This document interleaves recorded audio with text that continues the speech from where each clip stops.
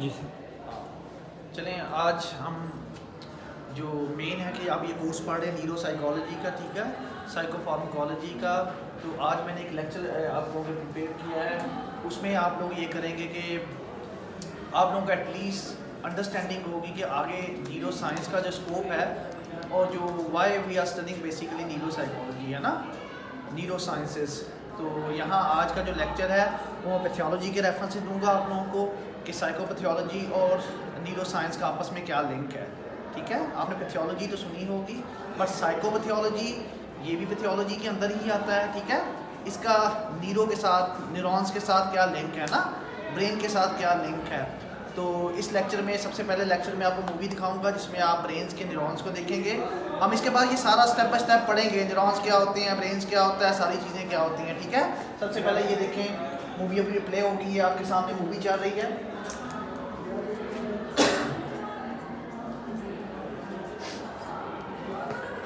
Play करें, yes.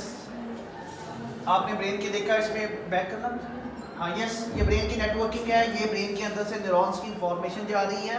और इस लेक्चर में ये दिखाया जा रहा है कि ब्रेन के अंदर एक टाइम के ऊपर कई एनर्जी के सोर्सेज हैं ना, ब्रेन के एरियाज एक्टिव हो रही है। देखिए एनर्जी है वाइट कलर में जो आपको नजर आ रही है, ये एनर्जी है। एक टाइम के ऊपर, एक ही सेकंड के ऊपर ब्रेन के कई जो पार्ट हैं ब्रेन के वो क्या हो रहे हैं, एक्टिव हो रहे हैं ना।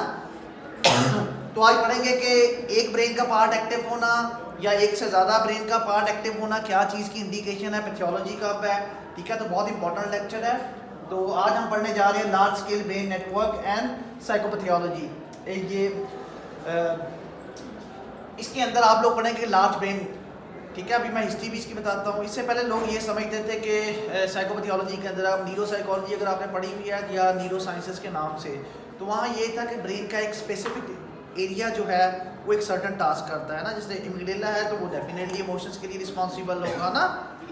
तो लोग यही समझते हैं, इस अप्रोच को कहते थे लोकलाइज अप्रोचेस। क्या कहते थे? इसे अब ट्रेडिशनल अप्रोचेस माना जाता है, क्लियर। तो लोकलाइज अप्रोचेस से शिफ्ट हुई है साइकोलॉजी जो है, बेसिकली किस में शिफ्ट हुई है, इसे लोकलाइज से कनेक्टिव अप्रोचेस की तरफ, कनेक्टिविटी की तरफ है ना। लोकलाइज एक ब्रेन का एरिया है, वो सर्टेन टास्क करेगा, लोग यही कहते थे, क्लियर। और जो कनेक्टिविटी की अप्रोचेस हैं वो क्या कहती हैं, नहीं ऐसा नहीं है, ब्रेन के डिफरेंट एरियाज आपस में कनेक्शन के साथ काम करते हैं। और जब पैथोलॉजी होती है तो जैसे इंफॉर्मेशन प्रोसेस होती है, चाहे इमोशनल हो, कॉग्निटिव हो, वो प्रोसेस करने में कहीं ना कहीं बैरियर आ जाता है ना। और बैरियर कहाँ तक आ जाता है, इंफॉर्मेशन में एनर्जी का लेवल लो हो, एब्रेंट हो, है ना। ये भी हम अगले लेक्चर के अंदर पढ़ते हैं। तो यहाँ आपने अंडरस्टैंड करना है कि न्यूरो के अंदर साइकोपैथोलॉजी क्या होती है, साइकोपैथोलॉजी, पैथोलॉजी भी देखेंगे, डिजीजेस भी देखेंगे। अभी मैं सिर्फ यहाँ लेक्चर दे रहा हूँ किसी के रेफरेंस से, साइकोपैथोलॉजी के रेफरेंस से, ठीक है। बहुत इंपॉर्टेंट लेक्चर है। तो आ जाए, इसमें है लार्ज ब्रेन नेटवर्क। लोग ये कहते हैं कि ब्रेन एक्चुअली अकेला काम नहीं करता, वो डिफरेंट एरियाज को मिला के काम करता है ना। जैसा कि विजुअल इंफॉर्मेशन आपके ब्रेन के ऊपर आती है, बेशक वो कॉग्निटिव हो, आप इंटेलेक्चुअल टास्क कर रहे हैं, चीज़ों को देख रहे हैं, विजुअल इंफॉर्मेशन जाएगी, विजुअल एरिया एक्टिव होगा, है ना। फिर उसके बाद क्या जाएगा, इंटेलेक्चुअल प्रोसेस में भी जाएगी, इंफॉर्मेशन कनेक्ट होगी ना सारे एरियाज के साथ। तो यार का अकेला एरिया नहीं होता, इसमें 5 सेंसेस जो हैं उनके अपने एरियाज हैं, वो एरियाज मिलके एक इंफॉर्मेशन को सॉलिड बनाते हैं ना। अगर वो इंफॉर्मेशन कहीं से मिस हो जाए किसी एरिया से तो पैथोलॉजी क्रिएट होती है ना। किस कनेक्शन के ऊपर पैथोलॉजी होती है, किसके ऊपर नहीं होती, तो आज पढ़ते हैं। तो ये पैथोलॉजी की अप्रोचेज हैं। लार्ज ब्रेन स्केल नेटवर्क, कुछ कहते हैं ये लार्ज ब्रेन नेटवर्क जो है बेसिकली 7 नेटवर्क से बना है ब्रेन आपका। कितने नेटवर्क से? 7। कुछ लोग कहते हैं 5 से है, कुछ लोग कहते हैं 19 है, कुछ लोग कहते हैं 16 है, कोई लोग कहते हैं 7 है। लार्ज स्केल ब्रेन अप्रोच को 7 नेटवर्क में माना जाता है, ठीक है। सबसे एडवांस अप्रोच है ना हार्वर्ड और ऑक्सफोर्ड के अंदर। इसके अंदर सब सिस्टम है, एक एक सिस्टम के अंदर सब सिस्टम है। तो कुछ लोग इसको ओवरऑल एक्सप्लेन करते हैं, कुछ लोग इसके सिस्टम इसके अंदर एक्सप्लेन करते हैं, कुछ लोग कहते हैं नहीं सिस्टम नहीं, सिस्टम खुद एक नेटवर्क है ना। तो पढ़ते हैं क्या है ये चीज़, क्या नहीं है, तभी हमें साइकोपैथोलॉजी का पता चलेगा। नेक्स्ट करें, इस कोर्स के अंदर, इस सब्जेक्ट के अंदर, आज के लेक्चर के अंदर आपको किन चीज़ों को अंडरस्टैंड करना है, जो मेन चीज़ें हैं ना। एक तो आपको ये कनेक्टिविटी की अप्रोचेस नजर आ रही होगी। ब्रेन जो है अगर आप देखें तो ये एक कनेक्टम अप्रोच है, ये एक fMRI का थ्रू स्केच लिया गया जिसमें फॉर एग्जांपल कोई टास्क दिया गया, उस टास्क के दौरान ब्रेन का कौन कौन सा हिस्सा जो है एक्टिव हुआ है ना, और एक्टिव होने के बाद ये देखिए कनेक्शंस बने हुए हैं, हर कनेक्शन एक दूसरे के साथ बना हुआ है ना। और इसमें देखिए एक बड़ा सा ये सर्कल है, इसे रेड कलर का है, ये येलो कलर के हैं, कुछ ब्लू कलर के हैं। रेड कलर का होने का मतलब है कि यहाँ कोरिलेशन पॉजिटिव है, यानी इस पार्ट से इंफॉर्मेशन ऐड हो रही है, और ब्लू का मतलब है कि ये डीएक्टिव है। रेड का मतलब क्या है, एक्टिव है। जो जो रेड कलर में आपको नजर आ रहे हैं ये क्या होंगे, ये सारे एरियाज एक्टिव है, और ये ब्लू कलर में क्या है, डीएक्टिव है ना, और येलो कलर में उसका अपना मकसद होगा इसमें। अब डीएक्टिव होना भी ब्रेन के अंदर कनेक्टिविटी है ना, कि एक ब्रेन का एरिया डीएक्टिव होगा तो दूसरा एक्टिव होगा ना, अगर यही एक्टिव रहे तो मे बी ये एक्टिव ना हो, तो इसका मतलब है चीजें जुड़ी हुई हैं एक दूसरे के साथ। कभी आपने सॉफ्टवेयर या अपने कंप्यूटर के पीसी को देखा, उस पीसी के अंदर वायरिंग होती है ना, चीजें एक दूसरे के साथ कनेक्टेड होती हैं वायर के अंदर, है ना, एक दूसरे के। इसी तरह ब्रेन कनेक्टेड है एक दूसरे के साथ सर्टेन टास्क के ऊपर, है ना। इस कनेक्शन को ढूंढना कि कौन से इंसान का ये कनेक्शन जो है पैथोलॉजी में आता है, कौन से इंसान का ये जो सर्किट है ब्रेन का, है ना, ये अब नॉर्मलिटी में आता है। तो आज इस लेक्चर में मेन चीज हम यही पढ़ेंगे, किस किस बेस के ऊपर होता है। सबसे पहले इसमें इंट्रोडक्शन है, शिफ्ट पैराडाइम है। शिफ्ट पैराडाइम का मतलब है कि डेफिनेटली लोकल अप्रोचेस से, एक लोकलाइज अप्रोचेस थी, उससे हम शिफ्ट कर रहे हैं किसकी तरह, एडवांस, ठीक है, एडवांस न्यूरोपैथोलॉजी की तरफ, है ना, साइकोपैथोलॉजी की तरफ। तो पहली इन्वेस्टिगेशन क्या करेंगे इसके अंदर कोर्स में, investigate the psychopathology through the neurocognitive network. पहले हम कोशिश करेंगे अंडरस्टैंड करें साइकोपैथोलॉजी क्या है, फिर नेटवर्क के फ्रेम के अंदर देखेंगे। इसके अलावा भी अप्रोचेस हैं, ऐसा नहीं एंड है, this is the one approach कि ब्रेन में साइकोपैथोलॉजी कैसे होती है, डिप्रेशन कैसे होता है, एंग्जाइटी कैसे होती है ना, this is the one perspective, advance perspective है। तो इसको हम बिलीव करते हैं, तो इसलिए मैं एडवांस पे जा रहा हूँ, मैं लोकलाइज ओल्ड अप्रोचेस नहीं पढ़ा रहा, है ना, हजारों अप्रोचेस होंगी। इस तरह आप लोगों का स्कूल ऑफ पैराडाइम्स है ना, जैसे फ्राइड कहता था पास्ट एक्सपीरियंस अच्छे ना हो तो साइकोपैथोलॉजी होती है ना, इसी तरह कॉग्निटिव वाले कहते हैं करंट एक्सपीरियंस अच्छे ना हो तो साइकोपैथोलॉजी होती है। तो न्यूरॉन्स, न्यूरोसाइकोलॉजी क्या कहती है, न्यूरोसाइंस क्या कहती है ना, वो अंडरस्टैंड करेंगे। डेफिनेटली इन कनेक्शंस के अंदर कुछ होता है, जहां अल्लाह ने ये कनेक्शन ऑन करने हो वहां ऑफ हो जाते हैं, जहां ऑफ करने हो वहां ऑन हो जाती हैं। तो इसको डिस्कवर करना रिसर्च के अंदर हमारा मकसद ये होता है। जो न्यूरोसाइकोलॉजी है वो इन कनेक्शंस को डिस्कवर करती है अब नॉर्मल लोगों में और नॉर्मल लोगों में। जब आपको ये टेम्पलेट पता चल जाए कि अब नॉर्मल का ये दिमाग का सीक्वेंस जो एक्टिव है या डीएक्टिव है, अब नॉर्मल का डिप्रेशन का ये एक्टिव है डीएक्टिव है, तो क्या करेंगे, दोनों को मैच करेंगे। डिप्रेशन के लोगों का जो माइंड का सीक्वेंस होगा उसको क्या करेंगे, नॉर्मल लोगों के सीक्वेंस के साथ मैच करेंगे और उसको बनाने की कोशिश करेंगे। ये कैसे, थ्रू मेडिसिन। मेडिसिन से आप ऐसी मेडिसिन बनाएंगे जो एरिया इसके अब नॉर्मल पैथोलॉजी के अंदर डिप्रेशन के अंदर है, फॉर एग्जांपल एक्टिव हुए उनको यहाँ जो एक्टिव हैं इस फ्रेमवर्क में अब नॉर्मल लोगों के वो एक्टिव करेंगे, और यहाँ जो डीएक्टिव है वो यहाँ भी डीएक्टिव करेंगे, है ना। और इसके एरिया जो ऑन हुए हैं उनको मेडिसिन की मदद से डाउन करेंगे या मुकम्मल इसको बंद करेंगे, है ना। तो इसका मतलब है कि पहले हमें मैप चाहिए, इसे कहते हैं ब्रेन मैपिंग। क्या कहते हैं इसको, आप लोगों को ब्रेन मैपिंग के अंदर पढ़ाया गया होगा, पहले आपने एटलस सुना होगा, इसको एटलस भी कहते हैं। क्या कहते हैं, Atlas, brain mapping. Brain mapping क्या होती है, एटलस क्या होती है। एटलस जो होती है बेसिकली, आपने नक्शा देखा पाकिस्तान का, उस नक्शे में हर जगह डिफाइन होता है। क्या डिफाइन होता है कि लाहौर यहाँ है, डिस्ट्रिक्ट वाइज, रीजन वाइज, हर चीज, हर गांव, उसका डिस्टेंस, उसकी रोड्स, हर चीज मेंशन होती है ना, उसे एटलस कहते हैं। कि पाकिस्तान के 4 सूबे हैं फॉर एग्जांपल, उनके अंदर क्या है, केपीके में कौन कौन सा शहर है, उसके आगे कौन कौन से गांव है, लिखा आपको मिलेगा ना एटलस। ये जो मैप बना होता है, नक्शा जिसे कहते हैं हम लोग, वो क्या होता है, मैप होता है ना। तो ब्रेन का मैप क्या होगा, ब्रेन की मैपिंग, उस ब्रेन मैपिंग को कहते हैं एटलस। इसकी बेस के ऊपर किसी इंसान ने इमोशनल स्टिमुलेशन के ऊपर ब्रेन की मैपिंग की हुई तो वो क्या कहलाती है, इमोशनल बेस के ऊपर ब्रेन के एरियाज को उसने फॉर एग्जांपल डिस्कवर किया होगा। इसे इंट्रिंसिक कहते हैं ना, कनेक्टिविटी। इसे क्या कहते हैं, ब्रेन के अंदर इंट्रिंसिक कनेक्टिविटी है ना, ब्रेन के अंदर जो एक्टिविटीज हैं कनेक्ट हो रही हैं उसे कहते हैं, वो डिस्कवर करता है मैपिंग को ना। तो आज हम ये पढ़ेंगे ये मैपिंग होती कैसे है, कैसे बनाते हैं। डिप्रेशन के ऊपर ये मैपिंग कैसे है, साइकोपैथ यानी कि शिज़ोफ्रेनिक के लिए ये मैपिंग कैसे है, और नॉर्मल इंसानों की क्या है, फिर एज वाइज, जेंडर वाइज, है ना। हर इंसान की सिमुलेशन अपनी होती है, उसके ऊपर ये मैपिंग क्या होगी, डिफरेंट बनेगी। कोई इमोशनल बना रहा है, कोई कॉग्निटिव के ऊपर, फिर इमोशंस के अंदर भी हजारों इमोशंस हैं। इमेजिन करें ट्रॉमेटिक है, अब ट्रॉमेटिक इवेंट बाहर से लगना आपके दिमाग के अंदर, उसकी हजारों टाइप्स हैं, है ना। ट्रॉमा की भी तो कई टाइप है ना। अल्लाह न करे किसी की वालदा की डेथ हो जाए, किसी के वालिद की डेथ हो जाए, किसी के भाई की डेथ हो जाए, कोई एक्सीडेंट हो जाए, है ना। ट्रॉमा की हजारों टाइप्स हैं, हर टाइप्स के ऊपर ब्रेन का मैप डिफरेंट बनेगा। इंट्रिंसिक क्या होगी, मैपिंग क्या होगी, डिफरेंट होगी। तो हर इंसान जो भी रिसर्च कर रहा होता है इस मैपिंग के ऊपर, स्टिमुलेशन को मेजर करने के लिए अपनी मैपिंग बनाता है। और ये मैप जिसने जो जो एरिया डिस्कवर किया होता है, ये दुनिया की एक एटलस बनी हुई है।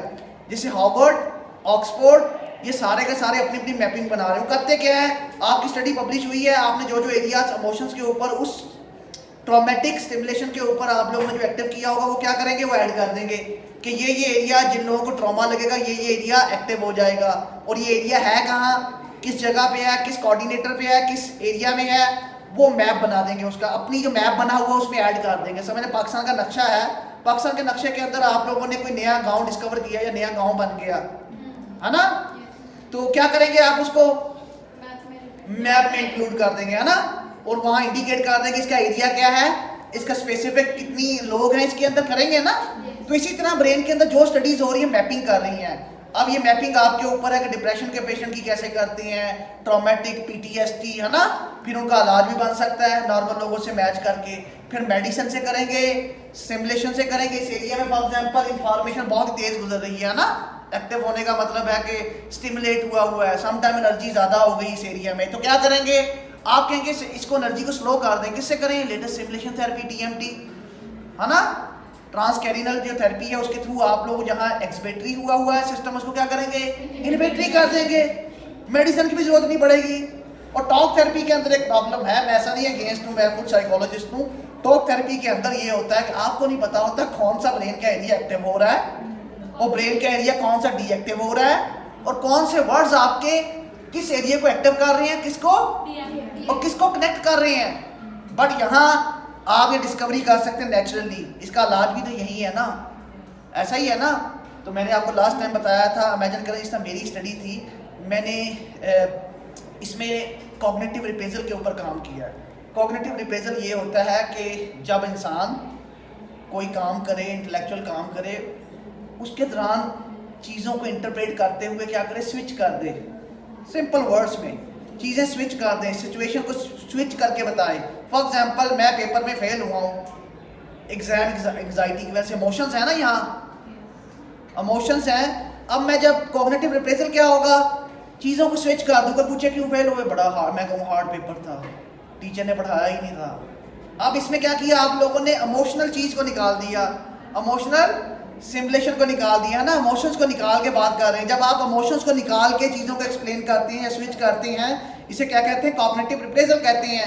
कॉग्निटिव रिप्रेजल क्या होता है, कोपिंग डिफेंस मैकेनिज्म होता है जो एंग्जाइटी के अगेंस्ट चल रहा होता है। एक्चुअली आप एंग्जाइटी को ओवरकम कर रहे होते हैं, ऐसे ही ना। कोपिंग डिफेंस मैकेनिज्म क्या करते हैं, एंग्जाइटी को ओवरकम करते हैं ना, अनकॉन्शियसली या कॉन्शियसली। कॉन्शियसली कौन सा डिफेंस मैकेनिज्म है, सप्रेशन है। बाकी सारे कहाँ हैं, अनकॉन्शियस लेवल में, है ना। तो यहाँ देखें, जब आप ये कर रहे होंगे, आप कोपिंग डिफेंस मैकेनिज्म यूज कर रहे हैं और ये पॉजिटिव माना जाता है। क्या माना जाता है, क्योंकि आप अपने इमोशंस को साइड पे रख के चीज़ों को एक्सप्लेन कर रहे हैं। कुछ लोग बड़े जो प्रॉब्लमेटिक होंगे, बार बार नहीं मेरी अम्मी ने मारा था, मेरे अब्बू ने मारा था, मैं फेल हुआ, अम्मी ने ये नहीं किया, फलाने ने ये नहीं किया, टीचर ने सही नहीं पढ़ाया होगा, फलाने ने ये नहीं किया होगा। इमोशनल, पेपर ही बहुत मुश्किल, पेपर के अंदर मैं इमोशनल हो गई थी, है ना। इमोशन को साइड पे रख के वो क्या कर रहे हैं, इमोशंस हैं उनको कंट्रोल किया हुआ दूसरे वे में आपने एक्सप्लेन करते हुए और रियलिटी को बता रहे हैं ना। इसका मतलब जब आप ये करेंगे तो इसके दौरान अगर एफएमआरआई लगी होगी तो क्या होगा, आपका ब्रेन के एरिया वो एक्टिव होंगे जो कंट्रोल कर सकते हैं किसको, एंग्जाइटी को, डिप्रेशन को, वो एक्टिव हुए हैं ना। तो जब भी किसी इंसान को एक्टिव या डिप्रेशन से निकालना है तो इन एरियाज को क्या करना पड़ेगा, एक्टिव करना पड़ेगा, एक्टिव या डीएक्टिव, एक्टिव करना पड़ेगा। ये कोपिंग स्टाइल्स हैं, ये कोपिंग स्टाइल आपने यूज किया इमोशंस को कंट्रोल करने के लिए, है ना, मैनेज करने के लिए आपने यूज किया, एंग्जाइटी को मैनेज करने के लिए यूज किया इमोशंस से। तो अगर आपने इस तरह डिस्कवरी कर ली, इसी तरह रेस्ट कंडीशन के ऊपर भी तो दिमाग चल रहा है ना, ठीक है। तो आज इस लेक्चर का मतलब है कि what is the intrinsic mapping क्या होती है, हम सारा पढ़ेंगे। मैपिंग होती क्या है, मैपिंग के कौन कौन से वे डिस्कवर कर चुके हैं दुनिया, ठीक है, कहाँ से कौन सा एरिया। तो इस लेक्चर के अंदर 7 नेटवर्क्स हैं, हम 7 नेटवर्क के अप्रोच को यूज करेंगे जिसको क्या कहते हैं, लार्ज ब्रेन नेटवर्क। अब उसके अंदर भी डिवीजन की हुई है लोगों ने, तो इन लोगों ने कहा साइकोलॉजिकल जो मेकअप है किसके ऊपर है, इनके आगे 3 नेटवर्क है, उन्हें ट्रिपल नेटवर्क कहते हैं। कुछ लोग कहते नहीं नहीं ऐसा नहीं है, ये डिप्रेशन एंजाइटी के लिए तो फिट है, शिज़ोफ्रेनिया के लिए फिट है, बट 7 नेटवर्क भी इंपॉर्टेंट है, वो भी कोई और डिसऑर्डर कर रहा होगा। तो यहाँ का लेक्चर आज आपकी अंडरस्टैंडिंग है मैपिंग के साथ, लार्ज ब्रेन नेटवर्क के साथ, फिर उसके आगे जो ट्रिपल नेटवर्क है उसके ऊपर फोकस करेंगे आज, ठीक है, उसको अंडरस्टैंड करेंगे। फिर एंड ऑफ द डे आप इसमें सीखेंगे कि एबरेंट पाथवे क्या है, एबरेंट मीन टू से साइकोपैथोलॉजिकल, अब नॉर्मल पाथवे क्या है, किस इंसान का अब नॉर्मल होता है, कैसा होता है, वो सीखेंगे आज सारा का सारा। वो ये डिस्कवरी आप करते हैं एफएमआरआई में जाके खुद, क्लियर। तो आप जो न्यूरो साइंस पढ़ रहे हैं, हम न्यूरो साइंस इसलिए नहीं पढ़ रहे सिर्फ अंडरस्टैंडिंग है ना, आप इसको प्रैक्टिकली एज ए सेंटेंस बनाते हैं, इसको प्रैक्टिकल है ना, आप भी डिस्कवर कर सकते हैं ये पाथवे, आप भी अब नॉर्मल लोगों का पाथवे डिस्कवर कर सकते हैं ना, आप भी ट्रीटमेंट बना सकते हैं इन लोगों का दिमाग के निकाल के, अपना आइडिया, अपनी चीज़ें, जिस तरह लोग सोचते हैं कि कोपिंग रेस्ट कंडीशन पे चलती है ना, तो आपका आइडिया भी तो हो सकता है। Daily day by day advancement आती जा रही है। तो इस लेक्चर के अंदर पहला काम है investigating the psychopathology through neurocognitive network. दूसरा इसका क्या होगा, आज के लेक्चर जो होगा, recent advancement highlight the role of the aberrant brain network. Aberrant mean to say abnormal, जो ब्रेक डाउन हो जाता है, ये कैसे होता है ब्रेक डाउन, इंफॉर्मेशन कैसे ब्रेक डाउन होती है, अब नॉर्मल इंफॉर्मेशन कैसे प्रोसेस होती है ना, इसमें फिजिक्स के रूल पढ़ेंगे, केमिस्ट्री के रूल पढ़ेंगे, और न्यूरॉन्स की एनर्जी है ना, ये इलेक्ट्रिकल और केमिकल इंपल्स है ना, वो जब आगे नहीं जाती तो क्यों नहीं जाती, वजह है ना, उसमें फिजिक्स के रूल हैं, उसमें केमिस्ट्री के रूल्स हैं, उसमें वो सारी चीज़ें पढ़ेंगे तभी तो मेडिसिन यूज़ करेंगे ना। तो ब्लाइंडली पढ़ेंगे तो ऐसा ही होगा कि आप लोग पढ़ने के बाद कुछ अरसे के बाद भूल जाएंगे। आपने इसके ऊपर सर्च करनी है ना, तो कभी ना कभी पाकिस्तान में भी आएगी, और आ रही है मेरी लैब में, जल्दी आ जाएगी। तो आ जाए, ये हो गया focus on the understanding the large brain organisation and its application. यानी हम अंडरस्टैंड करें कि लार्ज ब्रेन है क्या, नेटवर्क, और इसकी एप्लीकेशन क्या है। एप्लीकेशन क्या होगी, डेफिनेटली साइकोपैथोलॉजी को डिस्कवर करने के लिए हम कर रहे हैं ना, फिर उसका इलाज भी ढूंढ रहे हैं, ऐसा ही है ना अब नॉर्मल लोगों में। तो इसका मतलब है कि इसकी ऑर्गेनाइजेशन को देखेंगे हम लोग, क्लियर। यहाँ तक 3 लाइनों में आज का कोर्स में पढ़ा रहा हूँ कि आज पढ़ेंगे क्या, फिर इसके बाद करेंगे क्या, merging inside offer the integrated model for the cognitive and affective dysfunctioning. यानी ये मॉडल्स हैं, इनको देखेंगे कहाँ इंसानों के इमोशन जो है ना डिसफंक्शनिंग होती है। फॉर एग्जांपल है ना, इमोशनली बंदा जो है ना इन्वॉल्व हो जाए डिप्रेशन में, एंग्जाइटी में, स्ट्रेस में, है ना, ये इम्प्लीमेंटेशन है ना, कब किसका दिमाग जो है किस तरह का होता है, नॉर्मल इंसान का कैसा है, नॉर्मल इंसान का कैसा है, वो पूरी डिसफंक्शनिंग को पढ़ेंगे साइकोपैथोलॉजी के रेफर से। यहाँ डिजीज भी आएगी, मैंने अभी डिजीज को टच नहीं किया ना, तो यहाँ मैं सिर्फ साइकोपैथोलॉजी के रेफरेंस से, ताकि आपको अंडरस्टैंडिंग हो इस चीज़ की, डेवलप हो, अवेयरनेस हो, ठीक है। Addressing the commonalities across the disorder for the broader applicability, जो है ना, एप्लीकेबल है कि नहीं है, इसका ये मतलब है कि सिंपली आप ये देखेंगे कि ये पाथवे किस ब्रेन के साथ किसके बन रहे हैं। इन्हें डिप्रेशन के अगर ऊपर सर्च करेंगे आप, तो डिप्रेशन के लोगों के ऊपर देखेंगे। फॉर एग्जांपल री इंटरप्रिटेशन वाला ही एग्जांपल ले लेते हैं। जो डिप्रेसिव लोग होते हैं 24 घंटे डिप्रेशन में, आपको पता है हर वक्त एंशियस रहते हैं, डिप्रेसिव होते हैं, होपलेस होते हैं ना, तो आप उनको अगर री इंटरप्रेट करवाएंगे इमोशंस के बगैर चीज़ें, तो उनका ब्रेन का एरिया पता चल जाएगा कि एक्टिव कौन सा हो रहा है या डीएक्टिव कौन सा हो रहा है। और नॉर्मल लोगों के ऊपर भी यही करवाएंगे, है ना, तो दोनों में फ़र्क चलेगा जब कि उनका कौन सा नॉर्मल लोगों का एक्टिव हो रहा है और यहाँ कौन सा हो रहा है, ये कौन सा डिफेंस मैकेनिज्म यूज़ कर रहे हैं और ये कौन सा कर रहे हैं। करना कौन सा चाहिए था, नॉर्मल लोगों वाला, और ये कोई और ब्रेन का एरिया यूज़ कर रहे हैं इसको ठीक करने। इसका मतलब है इसका ब्रेन कंफ्यूज है, यानी अल्लाह ने नेचुरली बनाया हुआ ना, नेचर काम नहीं कर रही। तो ये चीज़ें कॉम्प्लेक्स नहीं है, बहुत आसान है, नेचर है, एक आर्ट है ये वाली, है ना। ये स्टडी जो होती है, रिसर्च जो होती है, या ये चीज़ें जो डिस्कवर कर रहे होते हैं, एक आर्ट है। जिस तरह हम एक वो कहते हैं ना पेंटिंग बनानी हो, वो तो पेंटर को पता होता है कहाँ से कौन सा स्केच, कौन सी मार्कर यूज़ करनी, कहाँ कौन सा कलर पुट करना है ना। तो ये भी स्टडी भी आर्ट है, और आर्ट के लिए आपको चाहिए कि इसको सीखें, टेक्निकली सीखें और पता हो कहाँ से कहाँ क्या चीज़ है ना। तो इस आर्ट समझ के पढ़ें, इसको पैशन के साथ पढ़ें, तो चीज़ें बहुत आसान होगी। Next slides. यस, अब आते हैं हम लोग पैराडाइम। थोड़ी इसमें हिस्ट्री बता दूंगा आप लोगों को कि इसमें पैराडाइम्स क्या थे, पूरा आर्टिकल मैं शेयर कर चुका हूँ आपके साथ, तो पढ़ें। Paradigm shift in the brain dysfunctioning, यानी इसमें अब नॉर्मेलिटी के लिए, साइकोपैथोलॉजी के लिए रोज बरोज नई अप्रोचेज आती रही है ना। अभी आज तो हम यहाँ पढ़ रहे हैं ना, इससे पहले पता नहीं कितने लोग कितने अप्रोचेज लेके आए हैं न्यूरो साइंस के अंदर। तो मैं यहाँ 2 ही अप्रोचेज को डिस्कस करूंगा, बहुत इंपॉर्टेंट है। ट्रेडिशनल फोकस, ट्रेडिशनल अप्रोचेज कौन सी थी? Study of the psychiatrist and neurological disorder focus on the localised deficient. इसका मतलब क्या है, जितने भी साइकियाट्रिस्ट थे या न्यूरो सर्जन थे या रेडियोलॉजिस्ट थे, वो किस चीज पे फोकस कर रहे थे? Localise approaches. लोकलाइज अप्रोचेज क्या थी? लोकलाइज अप्रोचेज ये थी कि एक ब्रेन का एरिया एक स्पेशलाइज एक्ट करता है ना, स्पेशलाइज फंक्शनिंग के लिए परफॉर्म। अगर इमिग्रेला है तो क्या करेगा? इमोशंस के लिए समझा जाता था। इंसोला किसके लिए समझा जाता था? डेफिनेटली हिप्पोकैम्पस किसके लिए था? मेमोरी के लिए, है ना। यही समझा जाता था आज तक। ये कौन सी अप्रोचेस थी? साइकियाट्रिस्ट और न्यूरोसर्जन यही समझते थे कि एक ब्रेन का एरिया एक स्पेसिफिक परफॉर्म करता है टास्क, है ना। ये थी लोकलाइज अप्रोच, ठीक है। और इसके अंदर क्या देखा जाता था? इसमें structural abnormality noted in the schizophrenia and autism. Yes, इससे पहले एमआरआई थी। लोकलाइज अप्रोचेज जो थी, लोकलाइज का मतलब ब्रेन के एरियाज का देखना है ना। तो एमआरआई क्या करती है? एमआरआई ब्रेन का एक स्केच लेती है, उस स्केच के थ्रू आप ब्रेन के एरियाज देख सकते हैं। स्पेसिफिक एरिया अबनॉर्मल है या नॉर्मल है।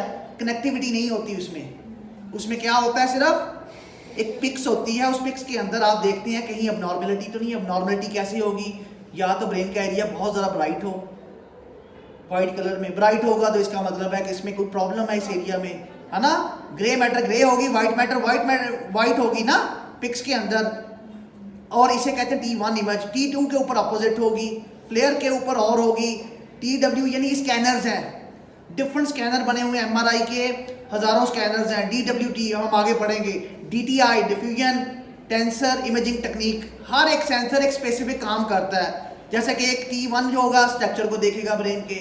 TT for example tensor basically DTI है, होगा डिफ्यूजन टेंसर इमेजिंग टेक्निक, बहुत एडवांस है, एमआरआई के अंदर है। ये क्या देखती है? न्यूरॉन्स के मॉलिक्यूल्स को, है ना। तो यहाँ लोकलाइज अप्रोचेस क्या कर रही थी? सिर्फ एक ब्रेन के हिस्से देख रही थी। वो किसके थ्रू? एमआरआई। एमआरआई हमेशा किसको देखता है? स्ट्रक्चरल फंक्शनिंग को। और एफएमआरआई क्या करता है? फंक्शनिंग को देखता है। किसकी? कि इंफॉर्मेशन कौन कौन से ब्रेन के एरिया से गुजर रही है ना। तो दोनों मिक्स हो गई हैं आजकल के ज़माने में। तो हम स्ट्रक्चरल चेंजेस भी देखेंगे। स्ट्रक्चरल चेंजेस का मतलब अभी कोई एरिया डैमेज हो गया हो, ये समझ लें, है ना।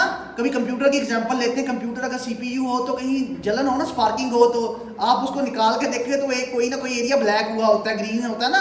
अंदर जो बोर्ड होता है जहाँ वायर लगी होती है ना, उसको देखें तो अगर आपको स्पार्किंग हो तो कोई एरिया ब्लैक हो जाता है ग्रीन में से। वहाँ से पता चल जाता है ऊपर से देखते ही, है ना। क्या देखते पता चलता है कि ये एरिया खराब है, उसमें IC खराब है, जो भी वायरिंग है यहाँ किसी एरिया में खराब हुई होगी, तो लोग उसको ठीक करते हैं। तो स्ट्रक्चरल की एग्जांपल भी ऐसे ही है। स्ट्रक्चरल इमेज क्या करता है? ऊपर से बता देता है देख के कि स्पार्क तो नहीं किया हुआ। वो किसके थ्रू पता चलता है? एमआरआई के थ्रू। कैसे पता चलता है? ब्राइटनेस से, है ना। ग्रे मैटर जो होती है ब्लैक कलर में होती है ना, और व्हाइट मैटर जो होती है व्हाइट कलर में। अगर व्हाइट मैटर के अंदर ग्रे हो जाए तो क्या होता है? इसका मतलब है कुछ अंदर से जला हुआ है। ऑकवर्ड एग्जांपल में कहूँ, जिस तरह कंप्यूटर में वायर जल जाए तो क्या होता है? ब्लैक हो जाती है ना। तो यहाँ एक स्पेसिफिक पैटर्न बन जाएगा स्ट्रक्चर को देखते हुए। क्लियर? तो ये थी लोकलाइज अप्रोचेस। लोग सिर्फ इसी पर रिलाई करते थे, इसी की वजह से सर्जरी होती थी। बट अभी एडवांस टेक्नोलॉजी, अभी ये समझ लें कि एमआरआई थी, एमआरआई का दौर था। एफएमआरआई तो 90 में आई है ना, आखिरी ईरा में आई है, ठीक है, 1900 समथिंग लास्ट पे ईरा में आई है। तो अभी ये था इनका बिलीव था, सिर्फ ब्रेन का एरिया, जैसा कंप्यूटर का आप देख सकते हैं, तो यही एरिया देखें कि जो ऊपर से जल गया, जो नजर आ रहा है, उसके ऊपर सर्जरी करें। उसके ऊपर ये सर्जरी के लिए भी यूज होता था, ये ट्यूमर्स को डिटेक्ट करने के लिए भी इसी तरह होता है ना। खून जहाँ जगह हो जाए, एक जमा हो जाता है तो वहाँ ब्राइटनेस ज़्यादा हो जाती है। तो ये था ओल्ड अप्रोचेज। क्लियर? लोकलाइज। अब क्या है? Shift to the network perspective. अब लोगों ने कहा ऐसा नहीं है। जैसे जैसे लोग स्टडी करते गए एफएमआरआई में पता चला यार लोकलाइज अप्रोचेज भी ठीक हैं। वो ट्यूमर को डिटेक्ट करने के लिए, मेडिकल एम्प्लीकेशन के लिए, कि मेडिकल में किसी को ट्यूमर है, कैंसर है, कोई ब्रेन का एरिया डैमेज हुआ तो वो स्ट्रक्चरल इमेज बता देता है, वो भी ठीक है। एरिया का पता चल जाता है कौन सा ब्रेन का एरिया होगा, डेफिनेटली उसकी फंक्शनिंग। और इससे पहले क्या करते हैं लोग? जानवरों के अज़ा लेज़न का टेक्निक सुनी होगी आप लोग। जानवरों के ब्रेन का पार्ट काटा और उसके बाद दोबारा उसको स्टिचिंग की और उसको छोड़ दिया, है ना। फिर देखा कि उसकी फंक्शनिंग कौन सी नहीं हो रही, है ना। तो वो देखते थे, इस तरह चीज़ों को कोरिलेटेड करते थे। जबकि अब इनके थ्रू क्या है, नॉन इन्वेसिव टेक्निक्स हैं, इनके थ्रू ब्रेन को काटना नहीं पड़ता, सिर्फ पिक्स लेते हैं, पिक्स के अंदर साफ पता चल जाता है कि कौन सा हिस्सा जो है डैमेज हुआ है ना, इम्पेयर्ड हुआ है। Clear? Localise approach is clear. Localise approach structural approach है, याद रखिएगा। दो अप्रोचेज होती हैं, स्ट्रक्चरल एंड फंक्शनल। अभी आप जब एनालाइज करेंगे दो ही अप्रोचेज होंगी, स्ट्रक्चरल एंड, अब दोनों को कंबाइन कर दिया गया। ये स्ट्रक्चरल अप्रोच और ये कौन सी, shift to the network perspective. अब इसमें क्या है, ये लोग कहते हैं नहीं, एक ब्रेन का एरिया डैमेज हुआ फिर भी इंसान काम कर रहा है। कोई एक डैमेज हुआ है, ट्यूमर भी है, ब्रेन का एक एरिया फॉर एग्जांपल हुआ, फिर भी इंसान काम कर रहा है। इमोशंस का एक एरिया डैमेज हुआ है मगर बाकी इमोशंस तो है ना, वो तो काम चल रहा है ना, ऐसा ही है ना। तो इसका मतलब है, उन्होंने कहा कि ऐसा नहीं है कि आप एक हैं कि एक इमोशन का एरिया उड़ गया तो सारे इमोशंस उड़ गए या पूरी की पूरी उसके ब्रेन ही खराब हो गया ना। उन्होंने कहा ऐसा नहीं है, ये बल्कि कनेक्टिविटी है, कहीं कहीं ना कहीं इसमें इम्पेयरमेंट आती है, एक और पर्सपेक्टिव। ठीक है, उन्होंने कहा नहीं, कनेक्टिविटी के अंदर इशू आ रहा है कहीं ना कहीं।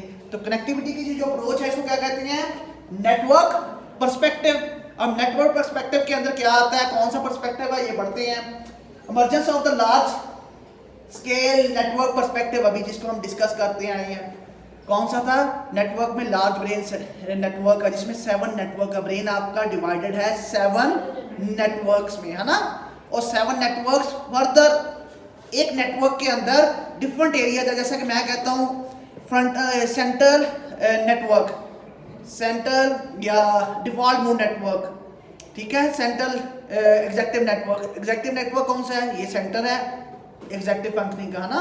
ये एरिया जो होंगे, ये एरिया जो होंगे, वो ये सारे के सारे इस नेटवर्क में आते हैं जो कनेक्ट होकर काम करते हैं, है ना। तो इसी तरह 7 नेटवर्क है, उनकी फर्दर डिवीजन है, एरियाज है उनके अंडर आते हैं, है ना। तो हम इसको पढ़ेंगे कि नेटवर्क अप्रोच क्या है, 7 नेटवर्क या लार्ज नेटवर्क, है ना।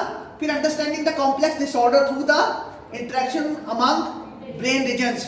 फिर इनकी इंटरेक्शन से ये देखेंगे, जब ब्रेन का आपस में कनेक्शन होता है, नेटवर्क बनते हैं, तो कौन सा नेटवर्क जो होगा, कनेक्शन जो होगा वो अबनॉर्मल होगा, कौन सा कनेक्शन जो होगा नॉर्मल होगा। हम जानबूझ के अबनॉर्मलिटी को फैलाएंगे।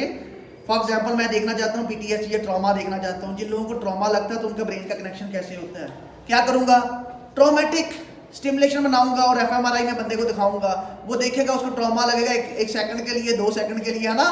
तो क्या होगा, वो सारे एरियाज एक्टिव होंगे जो ट्रॉमा में होंगे, पूरा एरिया नेटवर्क चंद सेकंड के अंदर पता चल जाएगा आप लोगों को। तो इनडायरेक्टली आप लोगों ने ट्रॉमा के एरियाज को ढूंढ लिया और उसका पैटर्न देख लिया कैसे बन रहा है। तो आपको एक चीज पता चली, पैथोलॉजी का पैटर्न क्या है, और आपको ये भी पता है कि नॉर्मल लोगों का पैटर्न क्या है ना, जिनको ट्रॉमा नहीं होता, है ना। तो जब आपको ये पता हो कि नॉर्मल पैटर्न ये है, नॉर्मल क्या है, आप क्या करते हैं, इस पैटर्न को चेंज करते हैं नॉर्मल पैटर्न से, और इस तरह इलाज होता है। इसके लिए बना रहे हैं मेडिसिन। एक पर्सपेक्टिव है मेडिसिन बनाएं, एक पर्सपेक्टिव है न्यूरो स्टिमुलेशन थेरेपीज बनाएं। इसके अलावा हजारों टेक्निक्स आ चुकी हैं। कोई क्रोमोसोम में चेंजेस कर रहा है, कोई डीएनए में चेंजेस कर रहा है, कोई न्यूरॉन्स की स्पीड में कम या ज़्यादा कर रहा है, कोई एक्सबिटरी अप्रोच के साथ चल रहा है, कोई इनहिबिटरी अप्रोच के साथ चल रहा है। यानी एंड नहीं है, आप भी बना सकती हैं अगर आपको लगे कि ये ज़्यादा सूटेबल है आपकी ट्रीटमेंट।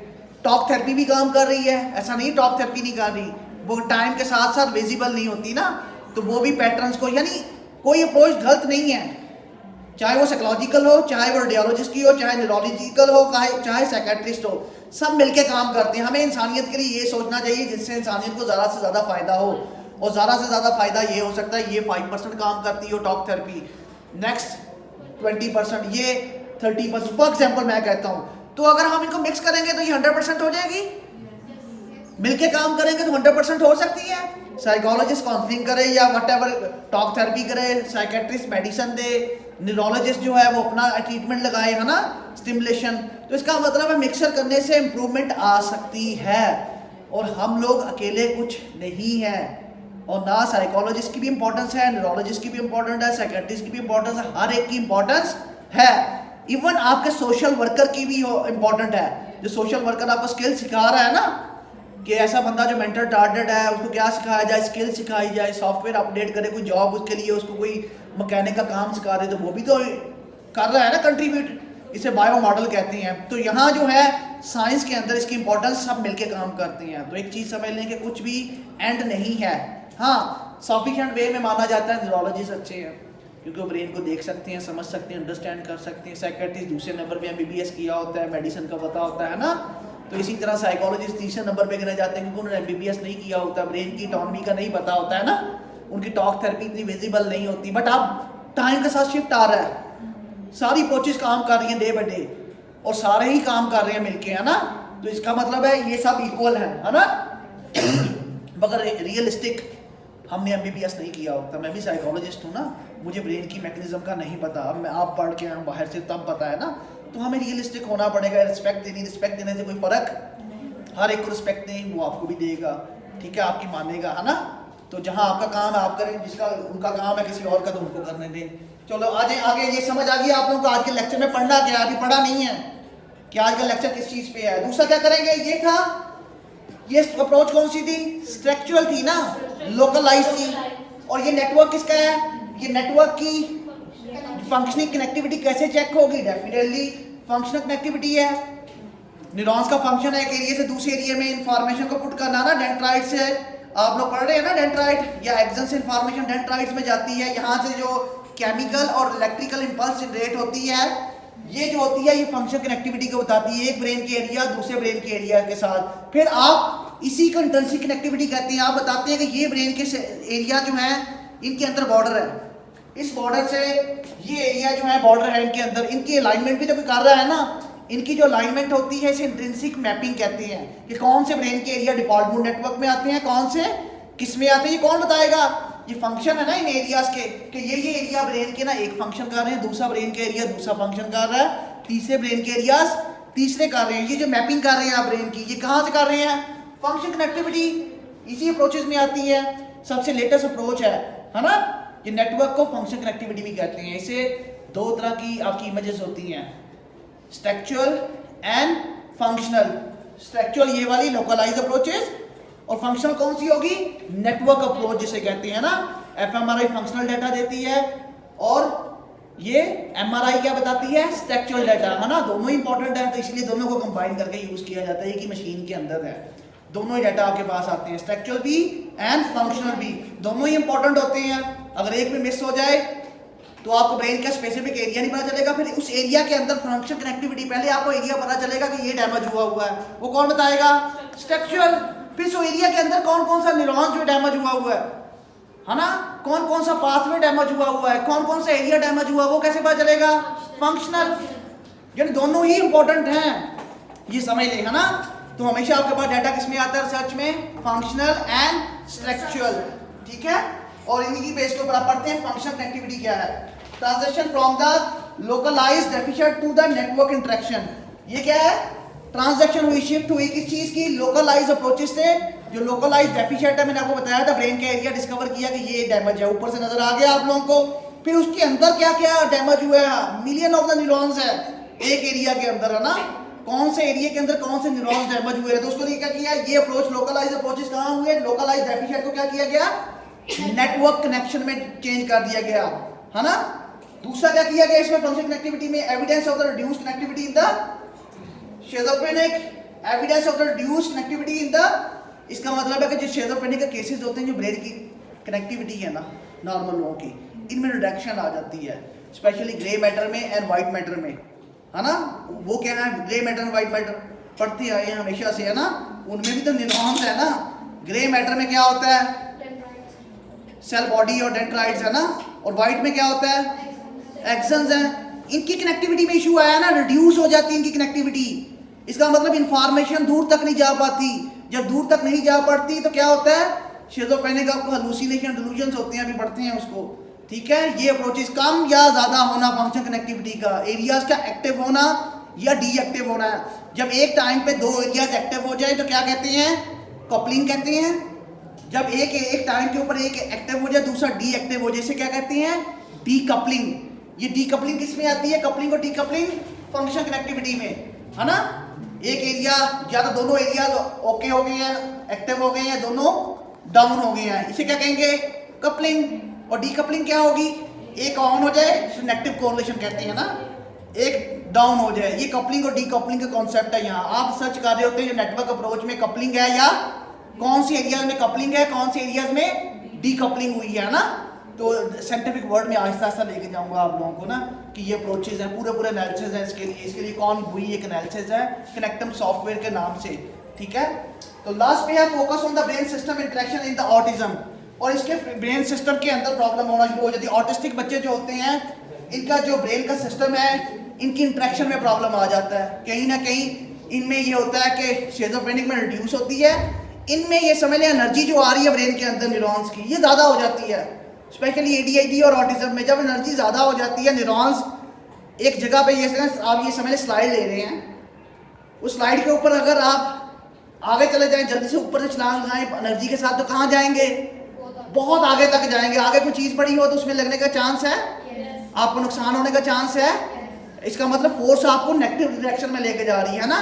ज़्यादा एनर्जी का होना न्यूरॉन्स की तब भी प्रॉब्लम है, और स्लो एनर्जी का होना तब भी प्रॉब्लम है। स्लो एनर्जी होगी तो कुछ नेटवर्क एक्टिव ही नहीं होंगे, ज़्यादा एनर्जी होगी तो एक्स्ट्रा ऑर्डिनरी आप ब्रेन के एरियाज को एक्टिव कर देंगे।